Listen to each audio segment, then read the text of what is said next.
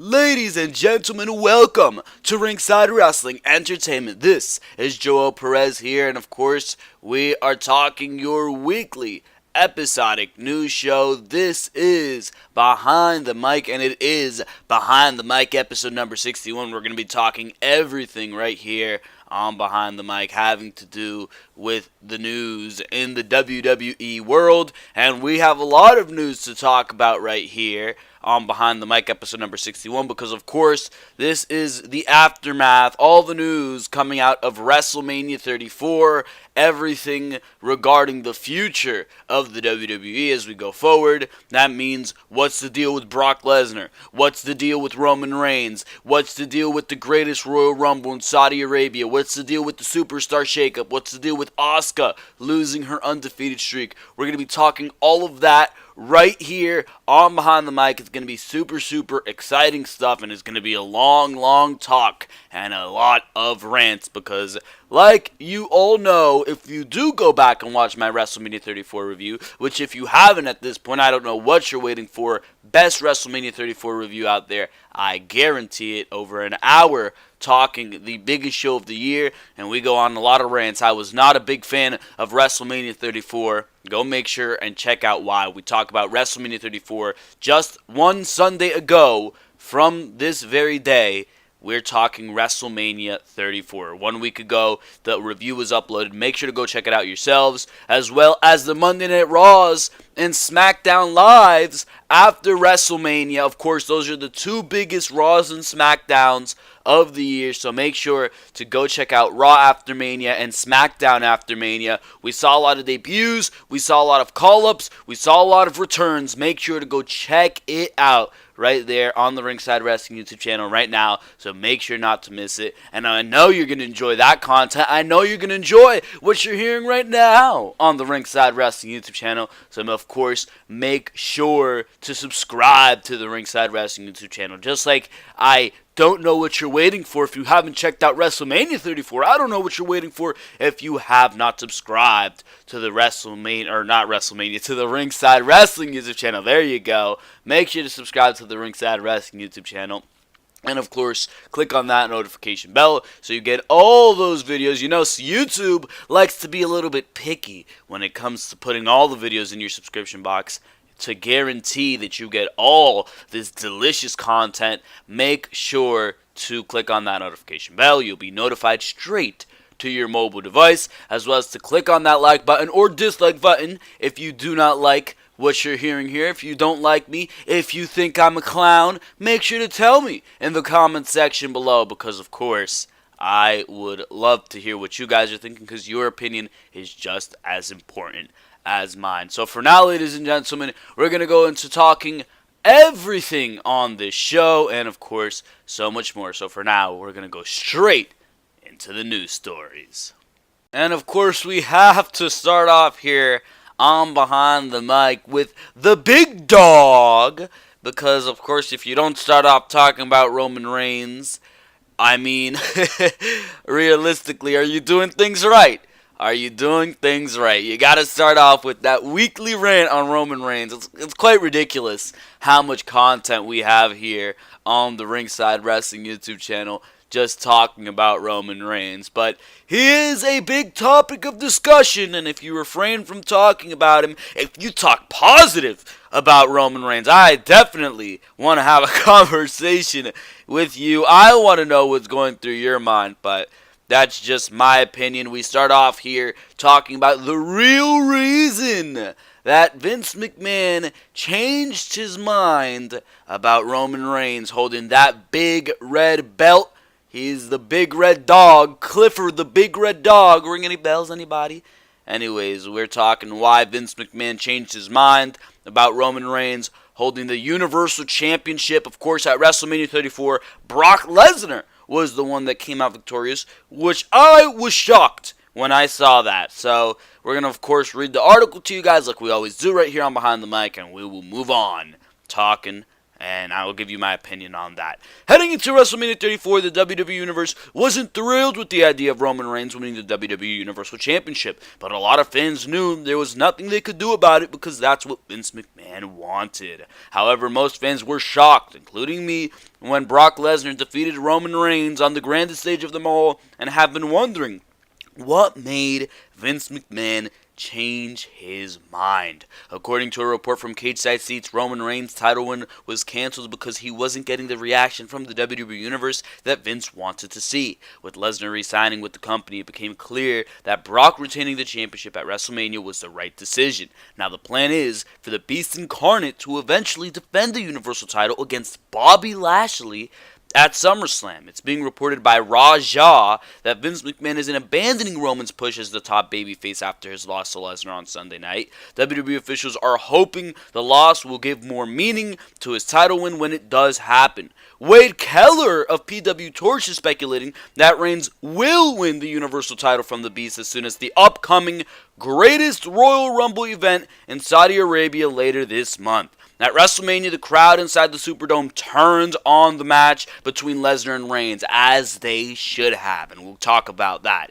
It was an intense atmosphere, and the crowd in Saudi Arabia will be more receptive to the idea of Roman winning the WWE Universal Championship. It's understandable why WWE officials would want him to beat Lesnar in this situation instead of the negative reaction the WWE Universe would have given him in New Orleans. On paper, WWE officials could be planning for Bobby Lashley to challenge Roman Reigns for the Universal title at SummerSlam, which sounds awful if Lesnar's new contract is only for the short term.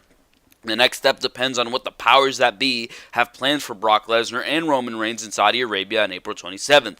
After that, the creative plans for the WWE Universal Championship could become a lot clearer. Ultimately, the final decision will be Vince McMahon's to make, and he definitely has the WWE Universe guessing after Sunday. This all sounds absolutely abysmal. If you ask me, you should have just bit the goddamn bullet. You should have accepted what you set yourself up for. WWE set it up for Roman Reigns to walk into WrestleMania and walk out with the Universal Championship. That's how WWE set it up.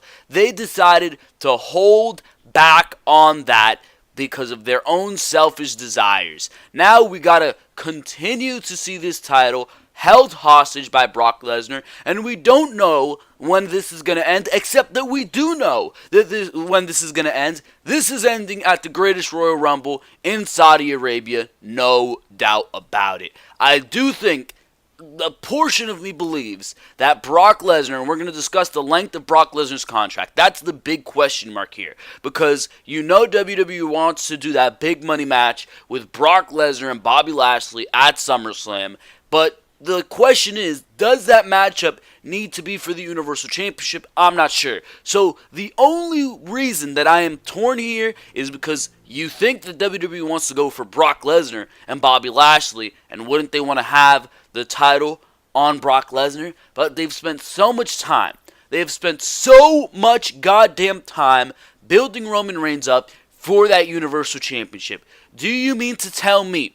Do you really mean to tell me that WWE is going to be that thick-headed, that they're going to be that stupid, that they are going to push this Roman Reigns initiative and they're going to ignore what they heard at WrestleMania 34? They heard the CM Punk chants. They heard the "this is boring" chants. They heard the "this is awful" chants, the boos, the beach balls. They seen them. Yet you mean to tell me, after all that negative backlash, that you are going to continue with this Roman Reigns initiative, that you are still going to put the Universal Championship on him, and that you are going to go to the far extremes, one, to put this guy in another country so that Saudi Arabia will give him the right reaction, because it's not the American smart mark fans who know everything and that are going to receive this negatively just so they can get the reaction that they want. They're going to put Roman Reigns in another country, and they're going to have him win the title in another country just so they could get the reaction that they want from that moment. That is petty as all hell. The second option here is to have Roman Reigns wait it out and receive another coronation at WrestleMania 35 and win the title from whoever it may be then. And that sounds, might I tell you, like one of the worst ideas that I can possibly ever fathom. They should have just gotten it over with. They realistically should have just done what we all thought they were going to do and given that Universal Championship to Roman Reigns. That's what they should have done. No doubt about it at WrestleMania, because that's what you set yourself up for. That is the bed you put yourself in, so lie in it. But WWE, they're trying to find this swerve around everything, and now they're setting this greatest Royal Rumble event, which we're going to be talking about quite a bit with that news on Rusev as well. Don't you think I don't remember that, or haven't seen that, because Behind the Mic did take a little while to get up this week, I know that, but that is besides the point, because this greatest Royal Rumble event, WWE, it seems like they sabotaged WrestleMania to make this event where everything goes down. They sabotaged WrestleMania, and they kept Roman Reigns from winning the Universal Championship, and they prolonged the inevitable event of having Reigns win this Universal Championship just so they can do it in Saudi Arabia, where they know that even if the reaction is bad, it's not going to be nearly as bad as it was at WrestleMania. They know that the fans are not going to turn on Roman Reigns in Saudi Arabia, and that's so pathetic. That is absolutely pathetic. As far as how long Brock Lesnar is employed, we're going to talk about that in another news story later on Behind the Mic, but this is ridiculous. Roman Reigns, I don't even think should be Universal Champion to begin with. But WWE is putting it in a position where it's what they want. And if he doesn't win it at Saudi Arabia, if Brock Lesnar still retains the championship, takes it into SummerSlam, and fights Bobby Lashley, of all people who I have no interest in seeing in the WWE whatsoever, if this is your plan with him, if he's just going to be another Roman Reigns being shoved down our throat, if it's just going to be the Bobby Lashley, Roman Reigns, and Brock Lesnar show on Monday Night Raw, especially depending on how long Brock Lesnar's contract is, I mean, holy crap, I do not want to see it whatsoever. The best case scenario here is that you have Roman Reigns win the Universal Championship and do what he rightfully should have done from the start of this Roman Reigns initiative, and that is to turn heel, capitalize on all the heat, and instead of making him your company's biggest babyface, make him the company's biggest heel and explore what you can do with Roman Reigns against the likes of AJ Styles, against the likes of Seth Rollins, against the likes of Dean Ambrose, against the likes of Braun Strowman, against the likes of Bobby Lashley, and especially, this is the number one, against the likes of Daniel Bryan. That's what you need to do. That's what you need to capitalize on. But even looking at the way WWE has set themselves up past the greatest Royal Rumble, which we should realistically be calling the shittiest Royal Rumble, even the way WWE has positioned themselves past that event, Roman Reigns is already going into a matchup against Samoa Joe. You think WWE is going to explore a heel versus heel route going into Backlash?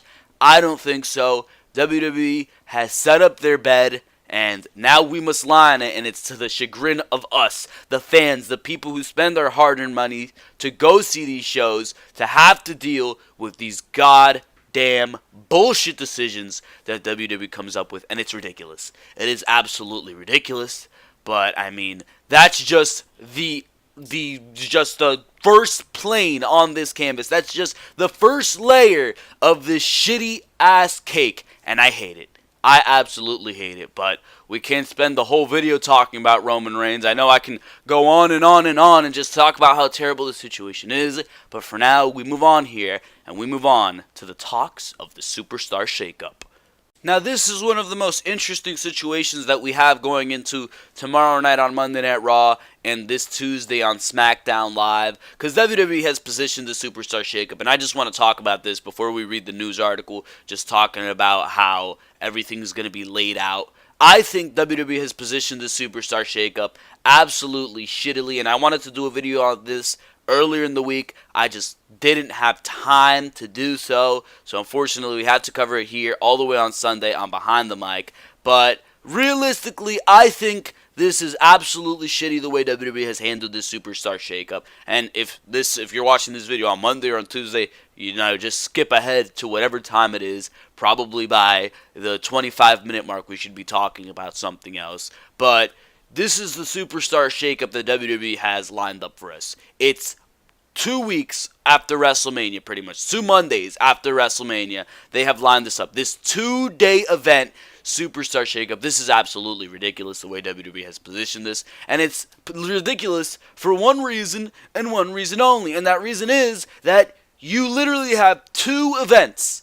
2 events right after this superstar shakeup. That's the Greatest Royal Rumble, and that is the Backlash pay-per-view. So that means anything that you have positioned for yourself for the Raw after WrestleMania and the Smackdown after WrestleMania is completely void. So everything that we've seen this 2 past weeks is completely void because we don't know where these superstars are going to end up. We don't know if they're going to swap the United States Championship for the Intercontinental Championship. We don't know if The Miz, Finn Balor, and Jeff Hardy and everybody in that situation is going to be on the same brand, yet WWE has booked these matches for the Greatest Royal Rumble. So are we going to see brands versus brands here? Because the superstars, by the time these matches happen, are going to be on different brands? It's just ridiculous. These questions need to be answered, and realistically, I don't have answers to them, and it's ridiculous. It's absolutely ridiculous. It's all confusing, it's monotonous, and it makes no sense. WWE should have booked the Superstar Shakeup for after Backlash. That would have made sense. Or even the Monday night after WrestleMania. Do trades. Do normal trades, and you know that the way WWE is going to present the Superstar Shakeup to you is that these superstars are just going to come out. They're not even going to go to the extremes of having the superstars all in the back waiting to see if they get selected. Like, you could do so many things to make this actually feel like a sports-like presentation where it's trades between the general managers. I mean, the very graphic is like the 2 general managers are trading. Last year, we saw none of that. They just showed up, and I feel like WWE is going to present it in the same rushed, sloppy way that we seen it last year, and it is absolutely ridiculous. The way I set this up is that you do trade for trade. It makes sense because you need equality between the rosters, and last year they kind of set it up where you can see, alright, they traded that guy for this guy and that guy for that guy, but realistically it made no sense in the way WWE did it, and I'm just completely confused as to the way this is going to work. But there are some trades that need to happen, and we're going to talk about that. Let me not even read this article right here. Let's just talk about it. Who should go to which brand? Now, the first thing we got to do here is the women. Which position are they going to put the women in? I think some trades that they need to do with these women are very, very clear. Other trades are not. There's going to be a lot of trades here where you're just like, alright, where do you put this guy? Especially, and this is what confuses me the most, the way WWE has their television positions. Like, you look at a match like Samoa Joe and Roman Reigns. Myself would like to trade a Samoa Joe and put Samoa Joe on Smackdown, but the match right now is Samoa Joe versus Roman Reigns, so you're under the impression that they're going to keep Samoa Joe on Monday Night Raw, but then again, WWE might do the thing that they did last year. Like, what they did last year was that they traded a Bray Wyatt to Monday Night Raw, but they still had him compete at the Payback pay-per-view, I believe it was last year. They still had him compete against Randy Orton, and don't give me memories of that. Of course, the House of Horrors matchup, which was absolutely abysmal. That doesn't need to be repeated or stated, of course, again. But if there's trades that I'm going to do, of course, we start off with the women here, and I would start off by trading Charlotte to Monday Night Raw. I feel like that's a given. They took the belt off her, whether it was the right decision or not to do it when they did it. Of course, that's a rant I went on my SmackDown Live review. Go check out the SmackDown Live review, of course, uploaded this past Tuesday. Cheap plug, but moving on here. I would move Charlotte over to Monday Night Raw, and then you're going to have to move over a woman the caliber of Charlotte who can carry that brand, and that, of course, would be Asuka. I think it's a given. Asuka has nothing left to do on Monday Night Raw, and she's going to continue her dominance on SmackDown Live, or at least try to pick up from that loss that she took at WrestleMania 34. Of course, I do not agree with it, but at this point, realistically, WWE, they're awful booking. What are you going to do about it? Realistically, the impact that I see this superstar shakeup having is that, yeah, for a couple weeks, we're going to see a couple fresh match types. Things are going to be looking better. But it's going to fall into the same state of disastrous affairs that we're in right now. And the problem is with WWE that they cannot write proper storylines. So it doesn't matter if you have Asuka versus Becky Lynch, and that's a great match, and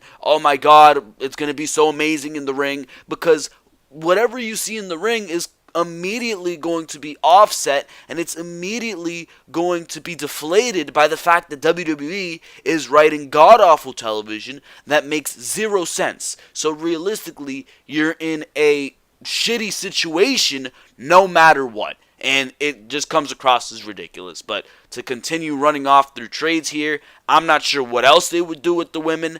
I would like to see a Becky Lynch and go to Monday Night Raw, and you maybe trade a Alexa Bliss to SmackDown Live just to get her away from that complete situation on Monday Night Raw where she has become absolutely stale. I doubt WWE is going to move over people, however, that were in the last Superstar Shakeup. This time around, I think they want to move over people who, since the original draft, have not been on SmackDown Live or Monday Night Raw, that they've just been on one brand the entire time. And that brings me to a Baron Corbin. As far as mid-card acts go, I think Baron Corbin, one of the most sure things is that Baron Corbin is going over to Monday Night Raw, and he's going to go in there for an exchange. Whether or not WWE directly states it, it's going to be an exchange of Braun Strowman. Braun Strowman's going to be moving over to SmackDown Live. He has been on Raw. Again, he's one of those people who's been on Raw since the original draft. He's done everything that he's been able to do on Monday Night Raw, probably besides having a matchup with Samoa Joe. Braun Strowman, he's been in the ring with Roman, Seth, whoever the hell else is on Monday Night Raw. I'm not going to go too much into that. As far as tag teams go, I'm just running through this as like some examples of trades that they can do here. I suggested moving Shelton Benjamin and Chad Gable over to Monday Night Raw in exchange for maybe the team of Matt Hardy and Bray Wyatt, but since they're recently assembled, I doubt WWE would be moving them. Maybe they'll move, as far as Monday Night Raw goes, they barely have any tag teams, and that's an issue, but maybe they'll move, yeah, Matt Hardy and Bray Wyatt. I really can't think of another tag team on Monday Night Raw to be realistic. That division is dead. They've only started to reassemble it because the odds of pain are now up there. But something that I definitely think we're going to be seeing is that Sanity is going to be moving over to SmackDown Live. I think to make it a surprise, they didn't do it on the SmackDown Live after Mania. They also had a cash-in going on there. They also had AJ Styles versus Daniel Bryan going on SmackDown Live this past week. So just to make it a little bit of a surprise, you're going to move Sanity up from NXT over to SmackDown Live, and that's going to give them 4 people right there. That's going to give them Nikki Cross. That's for the women's division. That's going to give them a tag team on SmackDown, and that's going to give them a singles competitor, whoever they choose the singles competitor to be, whether it's Eric Young or Killian Dane. That's besides the point. So, I mean, you got a lot of stuff going on with the Superstar Shakeup, and for now, I'm not going to try to predict it all. Those are just some of the scenarios that I think can go down here, some of the trades they can do. It's going to be interesting to see if they move a Finn Balor, who is currently involved with the Intercontinental Championship situation, but would realistically be benefited from going to SmackDown Live. It's going to be interesting to see if they move, I don't know, an AJ Styles, which has ridiculously been rumored,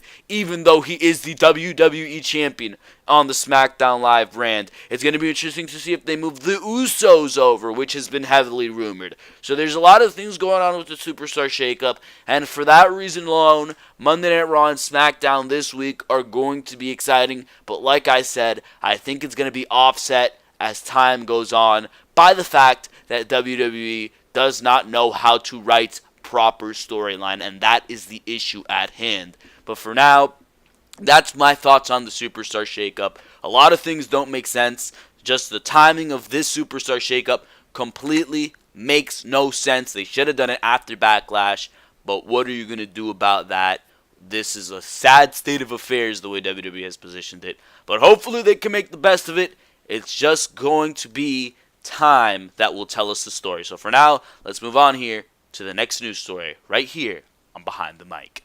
And of course, we briefly touched on this when we were talking about the last news story, Superstar Shakeup, but this is one of the biggest tragedies coming out of WrestleMania 34. WWE ended Asuka's undefeated streak. After this happened, I gave up on WrestleMania 34, and rightfully so. After Asuka lost her streak, this show took a downhill turn, no doubt about it, but we have the reason on here why Asuka lost to Charlotte at WrestleMania 34 revealed. Of course, like always, I'll read you the article, and I'll give you my opinion after we're done with that. Asuka entered WrestleMania 34 as one of the most dominating WWE superstars of all time. The Empress of Tomorrow was undefeated for 914 days. Keep that one in mind. Until she failed to win the Smackdown Live Women's Championship. After losing via submission against Charlotte Flair at WrestleMania 34, the latest reports have revealed the possible reason why the WWE ended Asuka's undefeated streak. As recapped by WWE.com, Asuka challenged Charlotte for the Smackdown Live Women's Championship at WrestleMania 34. Asuka earned the opportunity after winning the first ever Women's Royal Rumble match last January. She chose Charlotte over Raw Women's Champion Alexa Bliss. That matchup, as was well documented when that was an issue, Alexa Bliss versus Asuka would have been terrible. Thank God they went for Charlotte versus Asuka, even though it didn't turn out to be all it was piped up to be, but that is besides the point. Alexa Bliss, who ended up facing Nia Jax at the same event. Asuka and Charlotte had a great match at WrestleMania 34. They exchanged shots and submission holds, but it was Charlotte who prevailed after locking in the figure eight leg lock to earn the tap out victory. The champion was very emotional after the win, as well as Asuka, who grabbed the microphone after the match and said that Charlotte was ready for her. She also congratulated her opponent and they hugged it out. It came as a surprise to many fans since the WWE made people believe that Asuka will continue to be undefeated until WrestleMania 34, or 35 I should say, I don't know why this article says 34, wherein she would face Ronda Rousey in a dream match. However, the WWE seems to have changed their plans according to Cage Side Seats. One of the possible reasons why the WWE decided to have Charlotte Flair defeat Asuka is to build her as a formidable opponent for Ronda Rousey. The report noted that the WWE has reinforced the idea of Flair versus Rousey instead of Asuka versus Rousey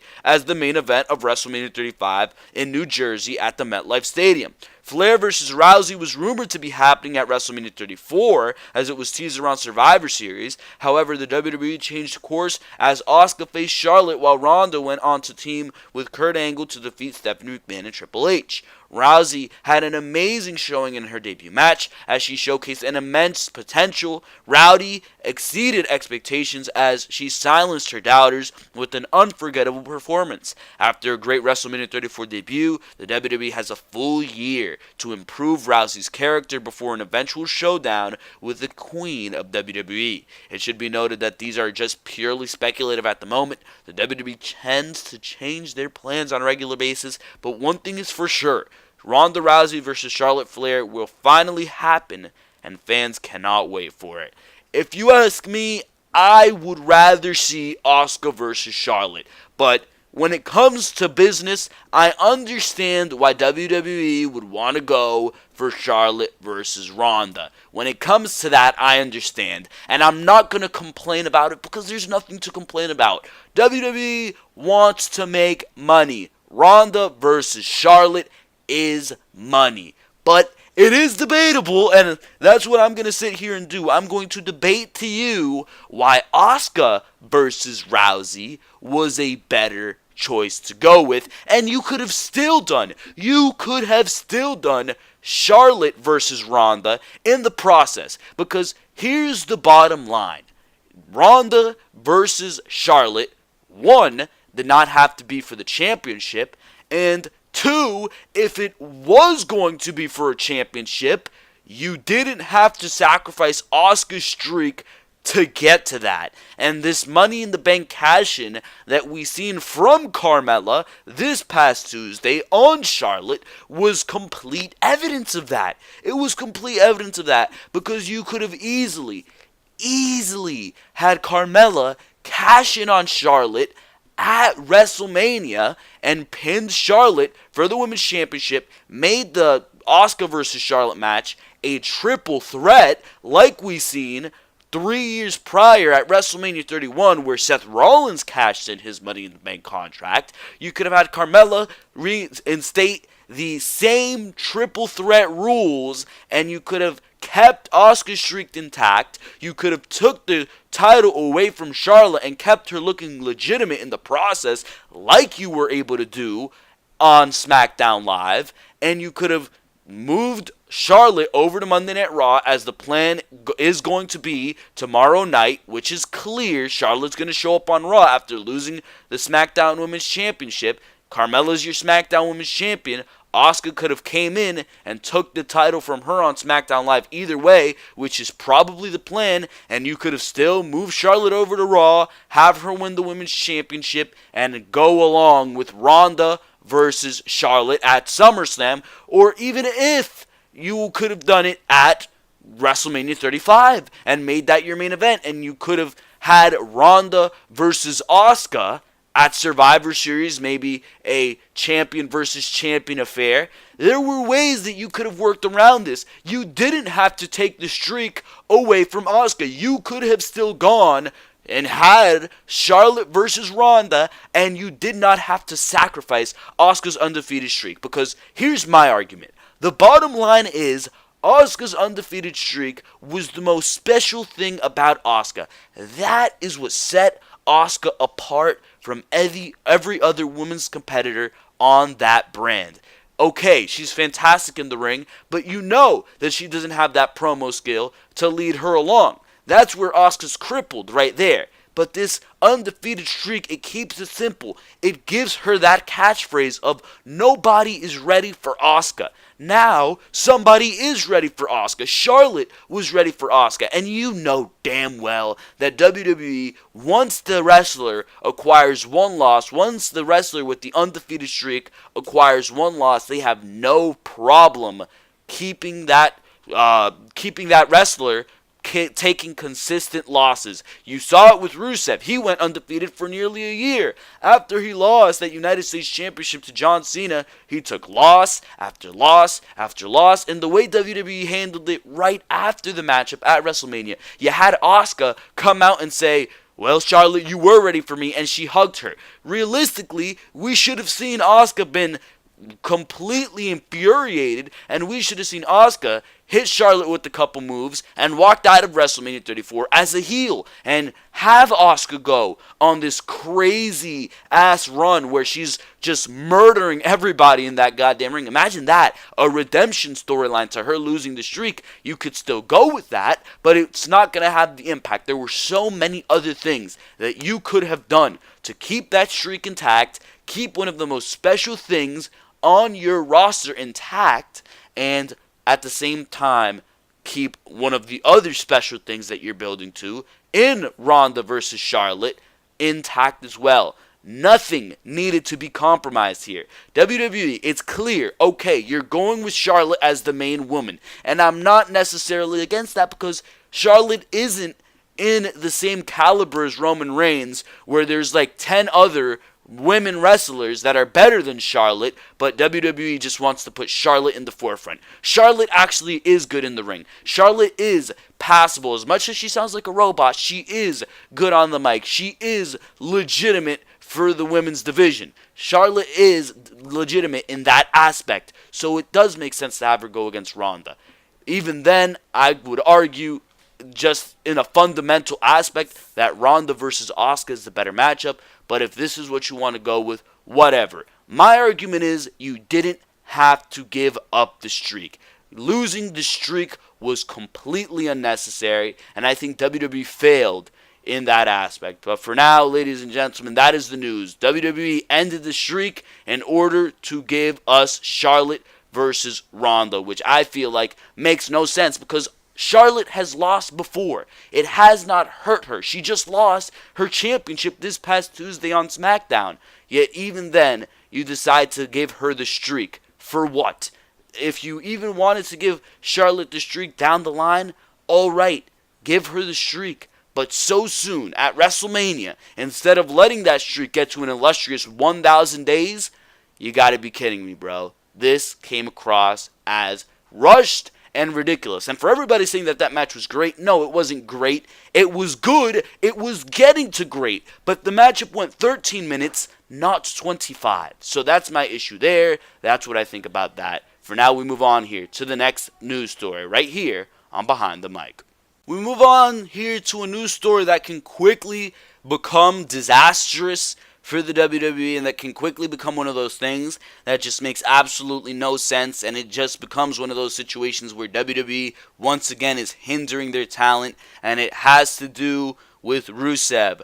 Rusev sparks release speculation with social media actions per cage side seats. As of late Thursday night, a combination of activities from WWE superstar Rusev and the company has fans wondering if there are issues between the two parties. Rusev, real name Miroslav Barnyashev, holy crap, that is awful, was booked for a huge match against The Undertaker, leading to excitement for celebrants, if I could pronounce that word, of Rusev Day. Happy Rusev Day, everybody. However, things soon changed as the plan shifted for that match and Rusev was out. There was also an interesting TMZ interview and some curious social media actions leading to a speculation of a release. So far, there has been none reported. Just days ago, a huge match was announced in which the man responsible for Rusev Day would have faced the man responsible for defeating John Cena in about 3 minutes at WrestleMania 34. A Rusev versus Undertaker casket match was booked for WWE's upcoming shittiest Royal Rumble 2018 event. That's what I'm going to call it, the shittiest Royal Rumble. Screw calling it the greatest Royal Rumble. The way it's looking, it ain't looking good. Anyways, that would be in Saudi Arabia, but not even a day or so after that announcement came that it would be Rusev versus Undertaker, WWE replaced it, and it would be Chris Jericho who would replace Rusev. Why? Well, we're going to talk about why. Prior to the news of the match being changed was a Twitter comment and TMZ interview involving Rusev. An interesting tweet from Rusev came after the match with The Undertaker was announced, in which he simply said, "Bury me softly, brother," whatever the hell that's supposed to mean. That could have been a referral to the fact that it was a casket match, or that Rusev feels the WWE is bearing the momentum behind Rusev Day right now. In the TMZ interview, Rusev played up the idea that he would crush The Undertaker and possibly send him into retirement. He also gave respect to Taker as one of the all-time legends in the interview. TMZ used the headline indicating Rusev said he would crush his old ass, which led to a tweet from Undertaker's wife, Michelle McCool, not liking the interview or the headline.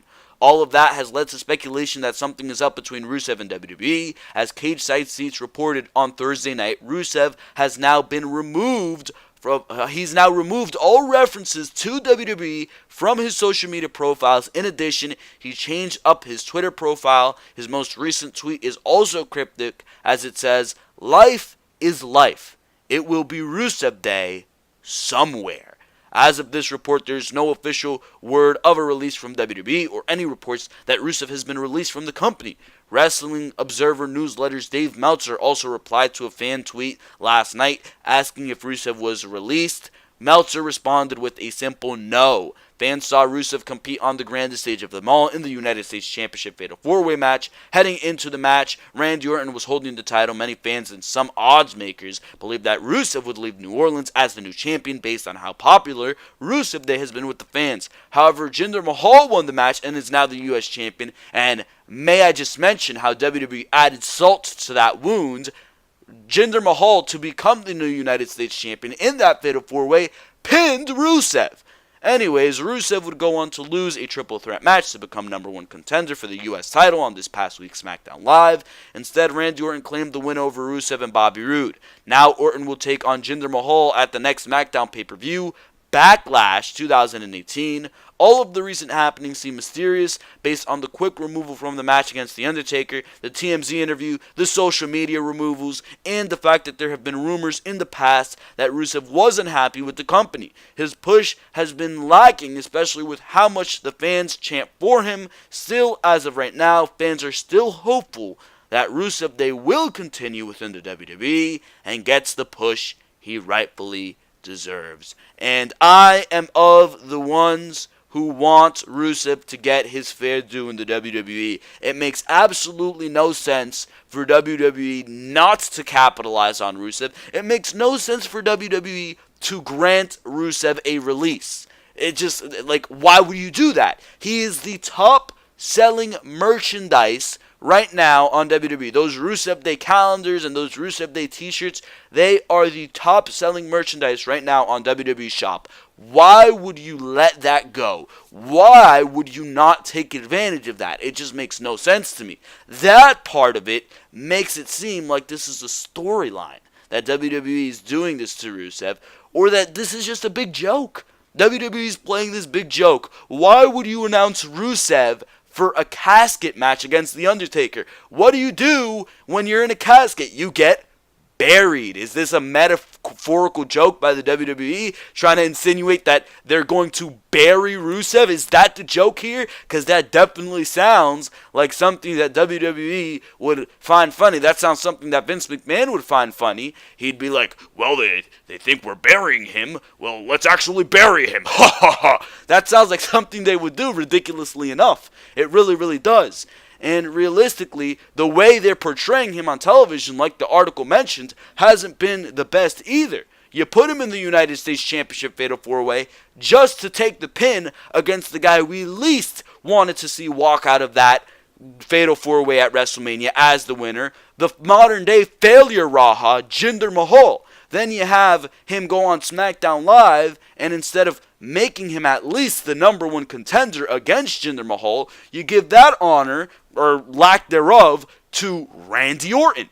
Why the hell would you do that one? Who the hell wants to see Randy Orton versus Jinder Mahal again? So WWE's punishing us in that aspect right there. And they're punishing Rusev because they're not giving him that opportunity either.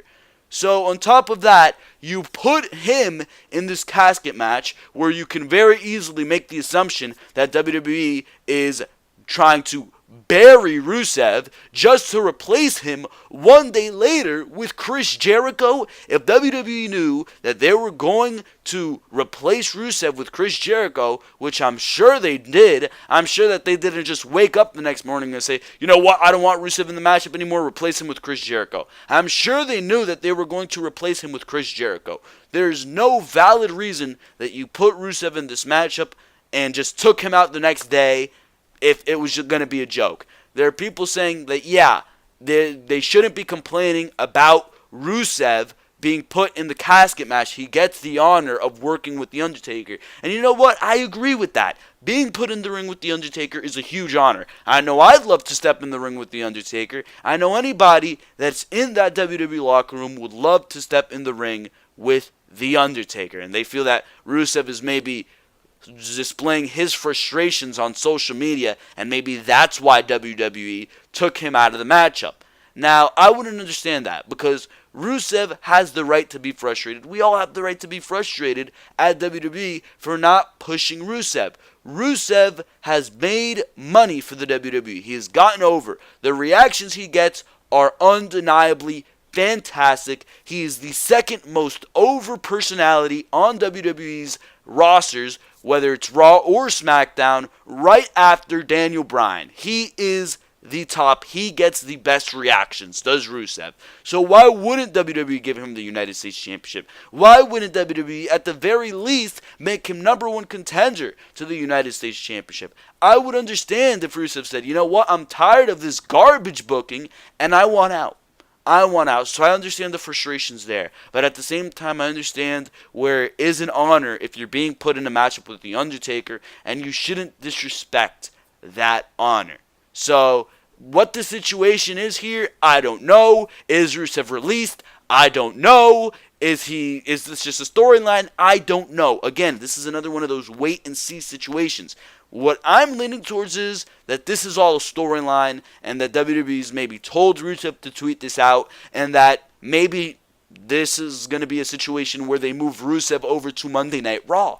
Maybe that's the situation here. We have a Superstar Shakeup. Maybe that's somewhere else that he was talking about for Rusev Day on his Twitter account was an insinuation that he's going over to Monday Night Raw. It's all interesting. It all raises a lot of questions. But then again, it's all things we don't have answers to. So it's going to be a wait-and-see situation here. Is Rusev Day going to continue on WWE? I certainly hope so. For now, we move on here to the next news story.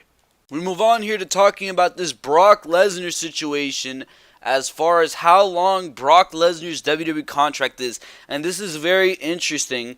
This is a very interesting situation simply due to the fact that knowing when Brock Lesnar's current contract with the WWE ends, which I believe was extended, it was set to end. This was confirmed all over the place that his contract was set to end right after WrestleMania 34. Clearly he re-signed. WWE even sent out a breaking news notification on their website that he did re-sign. So that was news that they were not shy to report. But the question right now is, how long is this contract? There are certain sources stating that it only goes till SummerSlam. There are other sources stating that it does go towards, it's a multi-year contract. So this is the real reason why WWE won't reveal the length of Brock Lesnar's current contract. Most people weren't expecting Brock Lesnar to walk out of WrestleMania 34 with the WWE Universal title last weekend. It was rumored for several months that Roman Reigns would be winning the championship and Lesnar would be departing the company after Mania. However, Brock Lesnar defeated Roman Reigns and has signed another contract with WWE for an undisclosed amount of time, according to Raja. At the the shittiest Royal Rumble event, Reigns will have another opportunity to capture the Universal title from the Beast. There's a lot of speculation that Lesnar's deal was only extended through the event so he could drop the title to Roman in front of a more positive crowd. According to a news report from Raja, that remains a possibility, but WWE officials don't want the length of Brock's deal to leak before the event. Apparently, Brock Lesnar negotiated the extension with Vince McMahon directly, although the contract is not just for one match. It's possible that he may only work for the upcoming event in Saudi Arabia before going back to UFC. WWE officials don't want the fans to know the expiration date of Brock's deal because then it will be obvious when he will drop the WWE Universal title. They do not want that information getting out.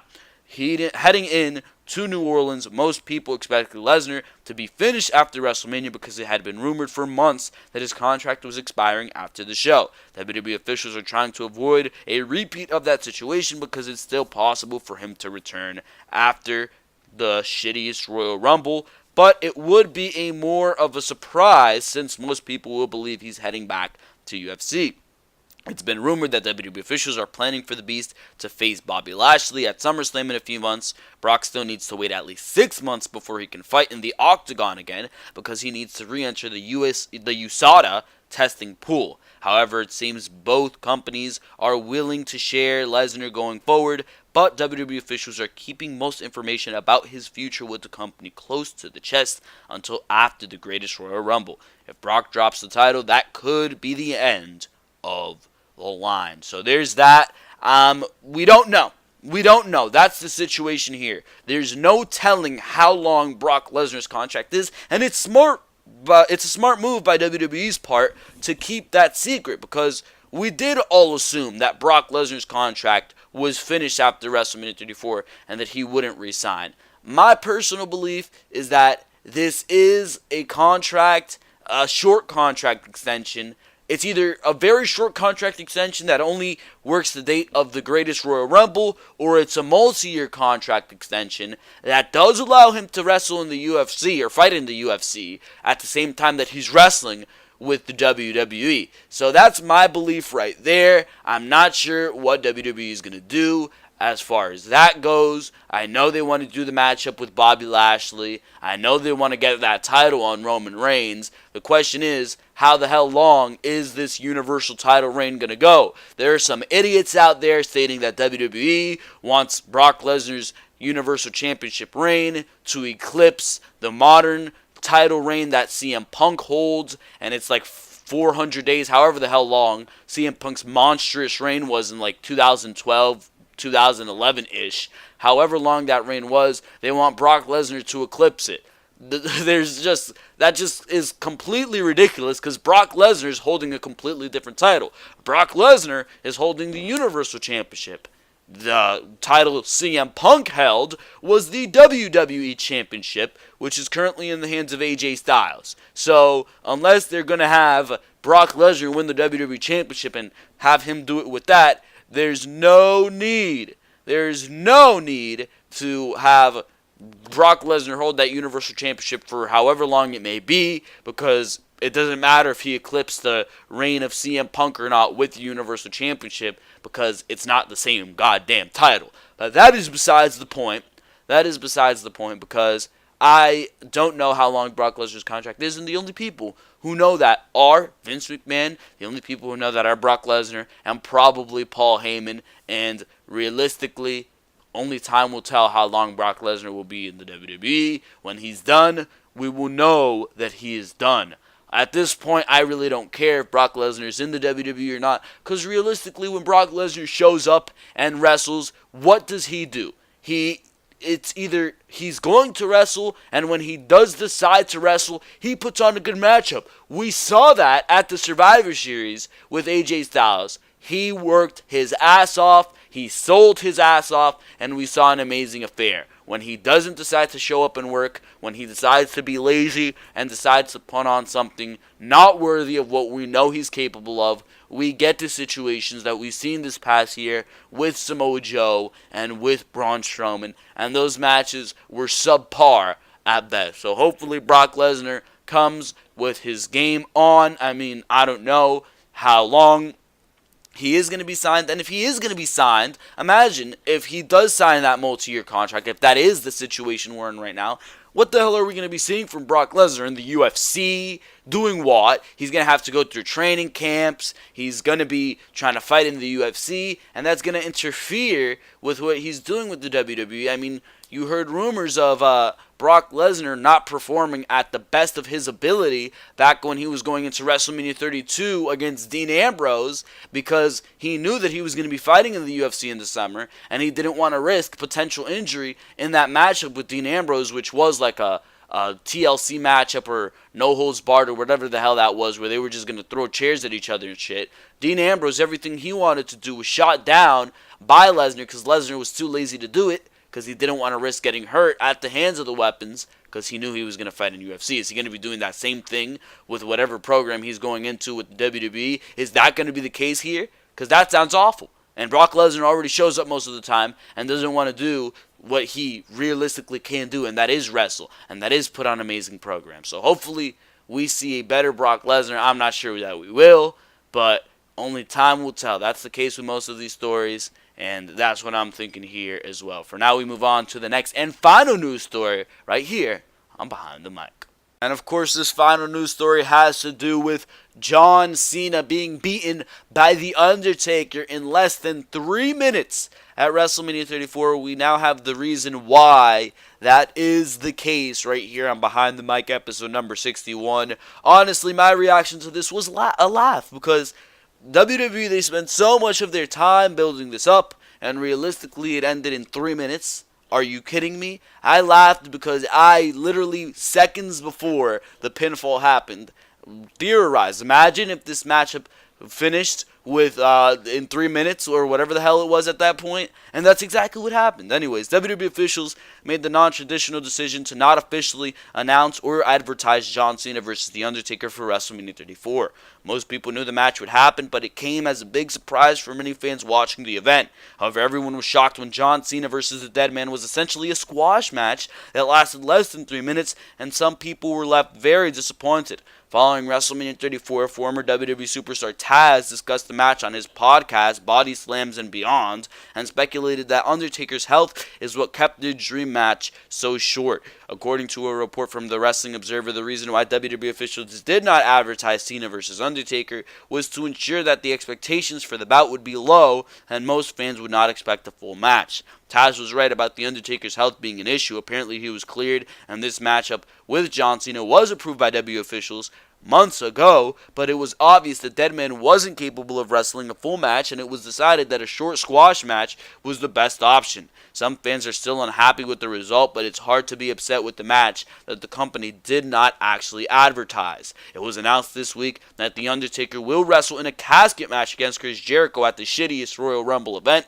His WWE future after that is unclear, but the dead man wrestling another match so soon after the WrestleMania is an indication that he won't be retiring at least for a little while longer.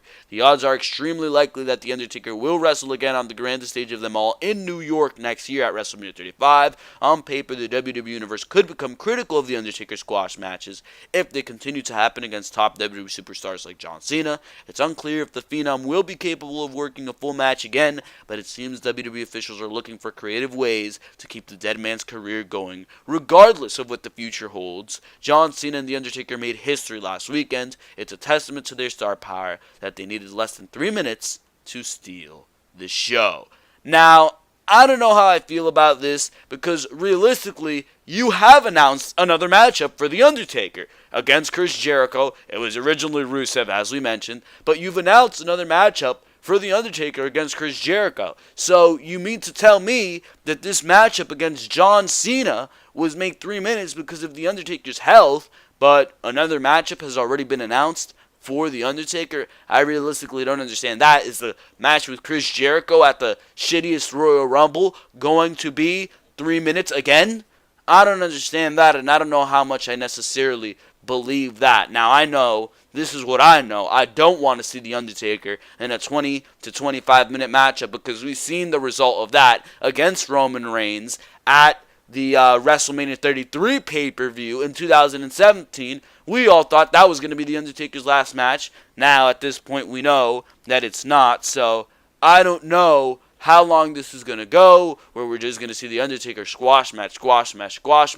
Hopefully, this isn't the case, because if The Undertaker's going to wrestle, I want to see him wrestle. But after this news article, it doesn't seem like that's necessarily going to be the case. So I don't know what the situation is here. It's just going to depend what we see at the Greatest Royal Rumble. If at the Greatest Royal Rumble we see The Undertaker show up and wrestle another 3 minute matchup against Chris Jericho, we know that that's what we can expect from now on. Now it's going to be interesting to see realistically what he's going to be doing, because we know he's going to be wrestling at WrestleMania 35. That's where we can expect the next big match from The Undertaker. So I don't know what we're going to be seeing here. It could be John Cena versus The Undertaker again at WrestleMania 35. It could be that time Undertaker's final match, maybe career versus career. And at that point, you would have the 20-minute match, the final long match. I don't know what the hell they're going to do.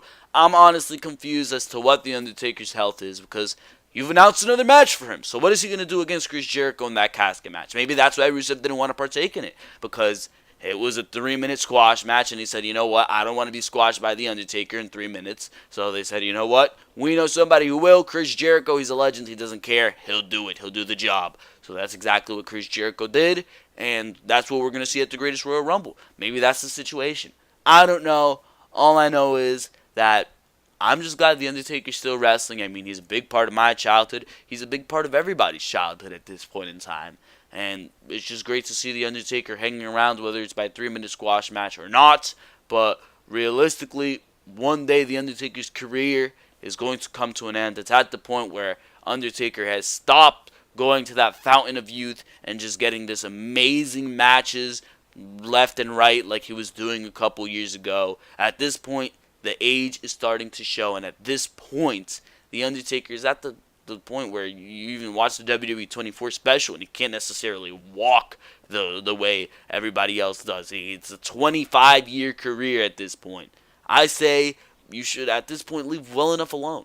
Leave well enough alone. The Undertaker has had an amazing career. We've seen 25 years of fantastic stuff. There's no need at this point to see The Undertaker. He's only wrestling once a year. The streak is dead. I mean, at this point, I say Undertaker needs to retire. If it's at the point where he can't even wrestle a full-length matchup, I don't find it necessary. For now, that's what I think there on The Undertaker wrestling at the Greatest Royal Rumble and that 3 minute squash match that we seen between him and John Cena at WrestleMania 34. For now, we move on here to the closing segments of Behind the Mic. For now, that is going to be all right here on Behind the Mic, episode number 61. I sincerely hope that you enjoyed each and every single thing that you heard here. There was a lot to talk about on this edition of Behind the Mic. So, of course, if you enjoyed everything, make sure to subscribe to the Ringside Wrestling YouTube channel. If you have not subscribed yet, I do not know what you're waiting for. Make sure to click on that notification bell to get those notifications straight to your mobile device. Like, dislike, do whatever the hell you want. It all helps out. And, of course, make sure to comment what you think about everything that we talked about here. The Undertaker, John Cena, whatever the hell, Asuka, her undefeated streak, Ronda versus Charlotte. Make sure to comment it all. Tell me all your opinions. Roman Reigns, what do you think? Because for now, this is going to be all right here on Ringside Wrestling Entertainment. For now, this has been Joel Perez, and I am out of here. Thank you very, very much for watching this video. I will see you next time right here on Ringside Wrestling.